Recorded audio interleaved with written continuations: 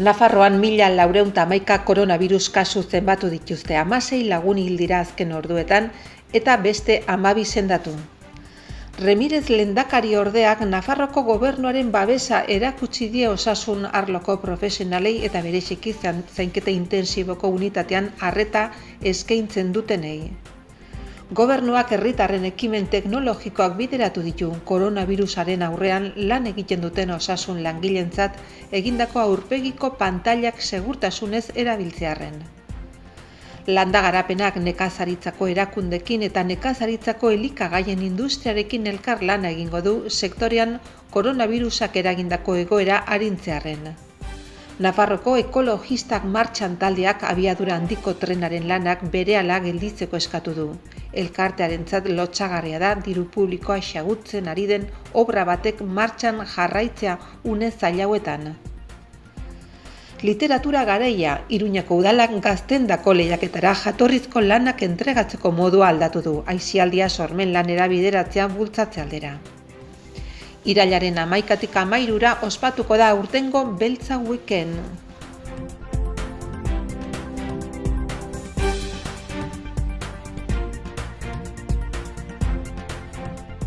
Azken orduko datuen arabera, Nafarroan 1.411 koronavirus kasu zenbatu dituzte horietatik 214 azken egunean. Metatutako kasu guztia kontuan hartuta 18% igoera izan da. Epidemia hasi zenetik 59 pertsona hil dira orotara, horietatik 16 azken orduetan. Hildakoen adin tartea 63 eta 82 urte bitartekoa da.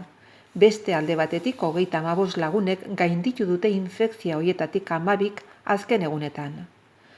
COVID-19ko 1.411 kasu positiboetatik 659 ospitalaratzea beharrezkoa izan da, edo oraindik bada, esan beharra dago epidemiaren hasieratik 54 pertsona zainketa intensiboko unitatean sartzeko beharra egon dela.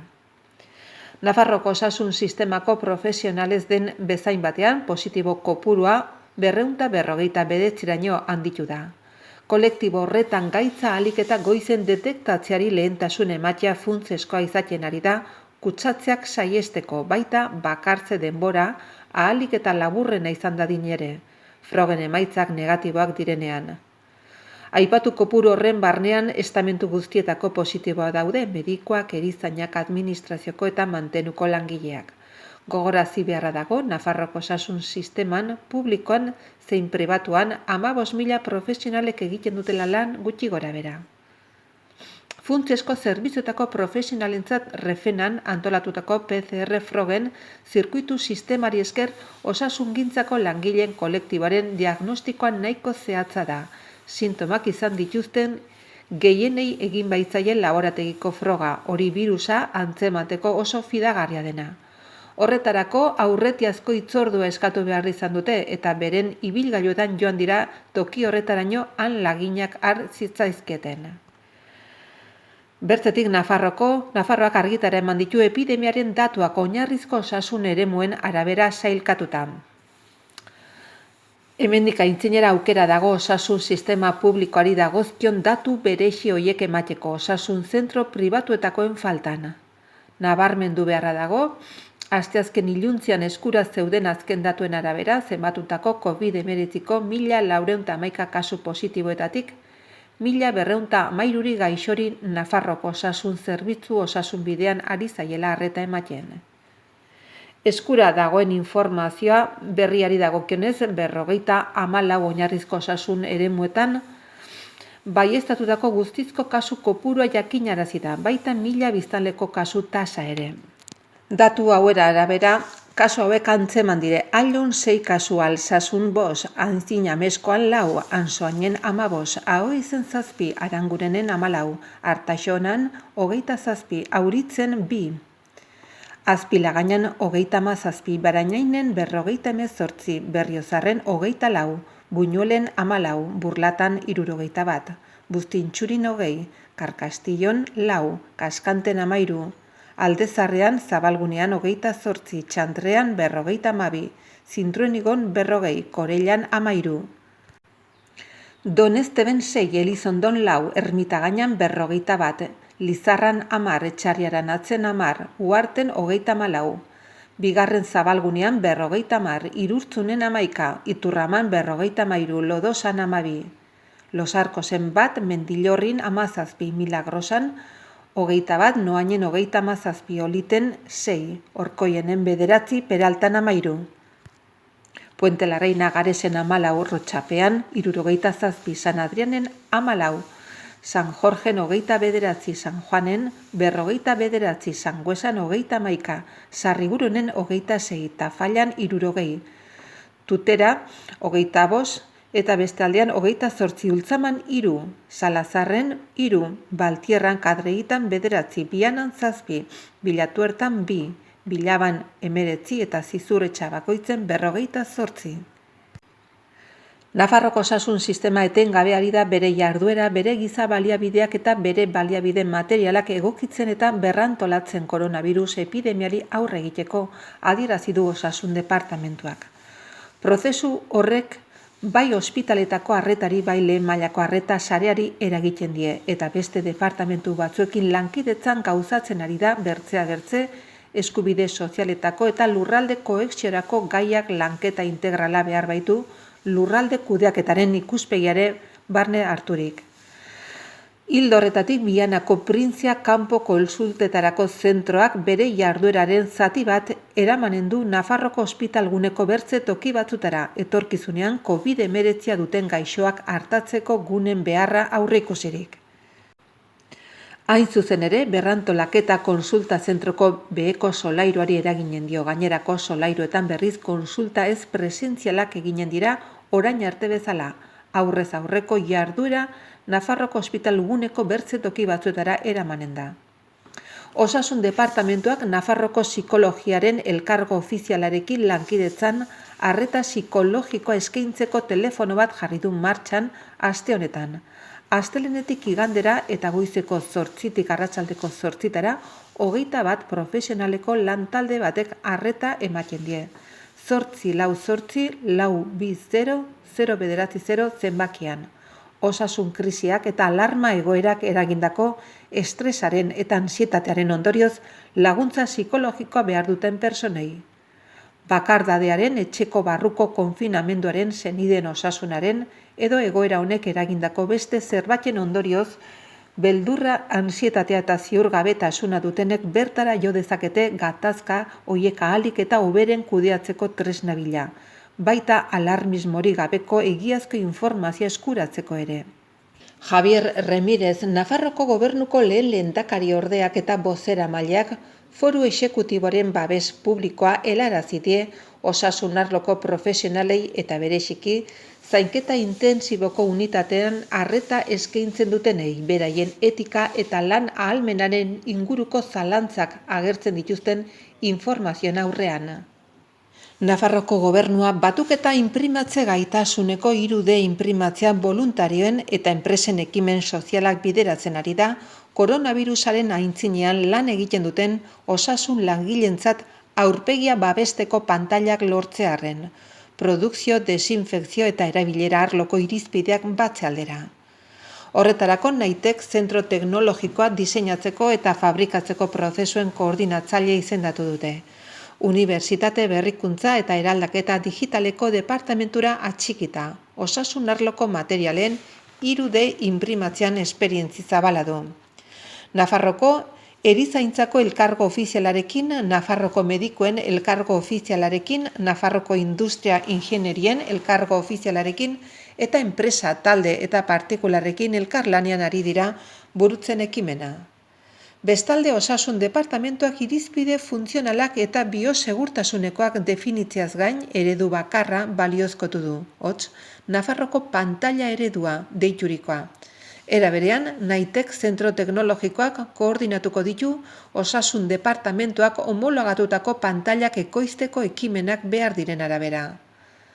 Orain arte bezala, gobernuak gomendatzen du osasun arloan erabiltzeko materiala 3D-eran inprimatzeko herritarrek hartutako edozein ekimen fabrikatzen edo inprimatzen hasi aintzinetik harremanetan jartzeko Nafarroa Orotan Lagun atariarekin. Eskaera modu personalizatuan bideratuko baitu, Nafarroan elkartasunaren leihatila bakarra mantenduz. Modu horretan, osasuna zaintzeko egokia den materiala lortu nahi da, pandemiaren aurka lehen lerroan borrokatzen ari diren pertsonak kutsatzeko arriskuak minimizatuta. Osasun arloan erabiltzeko pantaila hauek banatzea salbuespenezko jarduera da, eta jarduera kontrolatua eta osasun departamentuan zentralizatuko dute. Behin fabrikatuta dagokion herriko udaltzaingoa, foruzaingoak edo Nafarroko dia zein gurutze gorriak jasoko ditu pantailak, eta Iruñako udaltzaingoaren bulegotara eramango ditu. Ondoren, bertan, Nafarroko sark salbamendu laguntza eta erreskateak ozonorekin desinfektatuko ditu. Modu horretan, desinfektatzeko prozesu horri esker, pantailak berme osoarekin erabili ahal izango dituzte osasun profesionalek eta hori baliozkotutako paketek izango duten zigiluaren bitartez egiaztatu ahal izango dute. Azkenik eta osasun departamentuaren adierazpenei jarraiki, prestatutako pantailak udaltzaingoak eraman eta utziko ditu osasun departamentuak zehaztutako osasun zentroetan entitate eta premien irizpidea jarraituz. Osasun langilek erabili beharreko pantaila guztiak osasunaren gaindituan oinarrituta egingo dira eta osasun departamentuak zehaztutako zentroetan banatuko dira. Aipatu moduan lankidetza ekimen honetan parte hartu dute Osasun eta Unibertsitate Berrikuntza eta Eraldaketa Digitaleko departamentuez gain, Nafarroko Erizaintzako Elkargo Ofizialak, Nafarroko Medikuen Elkargo Ofiziala, Nafarroko Industria Ingenieria Elkargo Ofiziala, taldeek partikularrek eta Naitek zentro teknologikoak. Landa-garapenak, nekazaritzako erakundek eta nekazaritzako elikagaien industriak elkarrekin lan egiteko konpromisoa agertu dute sektorean, koronavirusak eragindako egoera arintze aldera. Horrela, adierazi dute Landa-garapeneko eta Ingurumeneko kontseilaria den Itziar Gomezek bideokonferentzia bidez arlo hoietako arduradunekin egindako bileran. Abiadura handiko trenaren lanak berehala gelditzeko exijitu dio Nafarroko gobernuari. Obra hau ez da beharrezkoa eta orain are gutxiago. Elkartearentzat lotsagarria da diru publikoa xahutzen ari den obra batek martxan segitzea une zail hauetan. Era berean, tamalgarritza jo du osasun langilek behar adina materialez izatea eta hala ere olako obra baterako dirua egotea. Lan istripu bat gertatuz gero egoerak osasun zentroetako jarduera are gehiago larriagotuko dezakela nabarmendu du. Abiadura handiko trenaren beharrezkoa ez den obra bada diru kutxa publikoek bere gain hartzen jarraitu ezin duten kostu ekonomiko izugarriarekin adierazi du ekologistak martxan taldeak. Ingurumenaren aldetik jasaezina den azpiegitura dela gaineratu du baita erabat jasaezina den garraiobidea ere baliabide ugari irensten dituelako beste zerbitzu beharrezkoegotan erabilgarriak izan daitezkenak. Elkartek adierazi du halaber koronavirusak eragindako osasun krisiaren aintzinean behar dena dela pertsonak eta herriak batuko dituen garraiobide bat irisgarria eta lurraldea egituratuko duena. Horregatik obra berehala gelditzeko exijitu dio Nafarroko gobernuari. Era berean, obra bera birplanteatzea eskatu du. Etorkizunean, baliabide guztiak osasun arloan gertatuko den krisi sozial eta ekonomiko izugarria arintzera bideratu beharko ditugu. Iruñeko udalaren gazteendako 30. literatur lehiaketak ere bere aletxoa jarri nahi du Covidak eskatzen dituen isolamendu neurriak direla eta dekretutako itxialdia hobeki eramaten laguntzeko. Horretarako oinarriak aldatu dituzte eta gaurtik aintzina entregatzeko prozedura berri bat gaitu da. Erabat digitala etorkizuneko idazleak animatzeko sormena askatzera aisialdiko egun hauetan. Apirilaren 30 da epe muga. 14 eta 18 urte bitarteko gazteek narrazio laburreko eta poesiako jatorrizko lanak entregatzeko ala gaztelaniaz nola euskaraz. Dagoeneko ez da lanak fisikoki entregatu behar horren ordez, certamen literario abildua casajuventud.com posta helbidera bidaltzen halko dira lanak. Mezu elektroniko arrunt batean, gaia atalean hauxe jarrita. Iruñeko udalaren gazteendako literatur lehiaketa. Mezu elektronikoaren gorputzean beste datu hauek adierazi beharko dira. Hizkuntza modalitatean, hau da narrazio edo poesia, lanaren izenburua, egilaren adina, 2020ko apirilaren 30ean eta ikasturte honetan zein ikastetxetan dagoen matrikulaturik. Horrez gain, sortzaileek narrazio edo poema zein izen ordearekin aurkeztu duten jarri beharko dute. Lana testu fitxategi gisa erantziko da. 2 fitxategi erantzi beharko dira, bat lana izanen da zein izenburuarekin aurkezten den eta horrekin izendatuta eta bestea plika gisa balioko duen fitxategia. Hori izen ordeaz izendatuko da, kanpo izena eta fitxategiaren barruan datu hauek eman beharko dira. Egilaren izena, bi abizen, helbide telefono eta helbide elektronikoa. Oinarriak webikoitza-letrajoven.com edo webikoitza-letragazte.com helbidetan konsulta daitezke. Eta hor daude ikusgai baitere aurreko edizioko lan irabazle guztiak. Urte hauetan guztietan parte hartze zifra ezberdinak izan diren arren, 3.800 lan inguru aurkeztu dira guztira. Oinarriek 3 sari ezartzen dituzte modalitate eta kategoria bakoitzeko.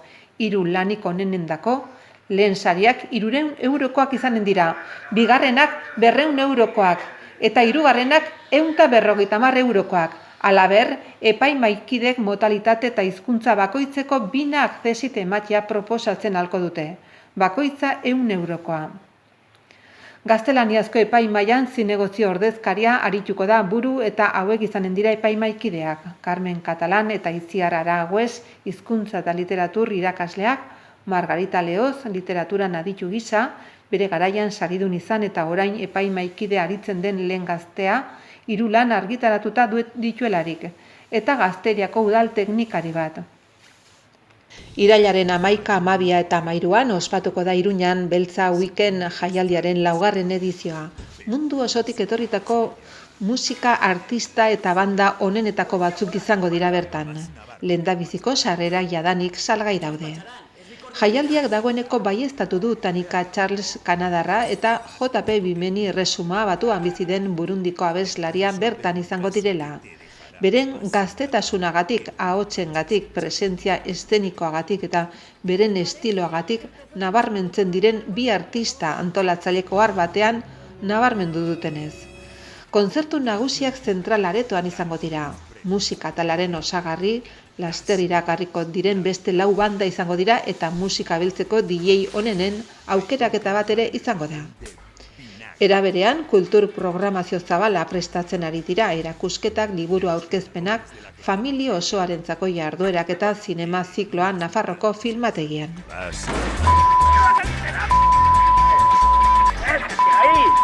Y con la colaboración especial de... Soy Zubiri, Serafín Zubiri. Todo esto es la música. ¿Quién te envía? Beltza Week. Ya llega. Desde Navarra al mundo. Mañana quiero aquí a The Black Foral vivo o muerto. Sí, señora, lo que usted mande. La operación Beltza Weekend sigue en marcha y nadie podrá detenerla. The Black Foral. Estreno 12, 13 y 14 de septiembre en Sala Central.